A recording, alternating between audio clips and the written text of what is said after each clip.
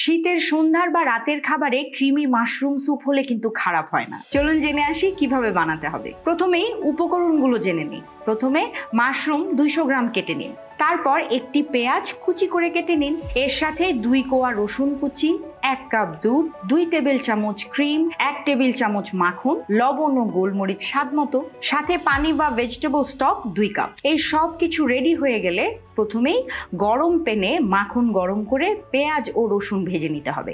এরপর মাশরুম দিয়ে আবার 5 মিনিট ভেজে নিন। তারপর পানি বা ভেজিটেবল স্টক অ্যাড করে 10 মিনিট ফুটিয়ে নিতে হবে।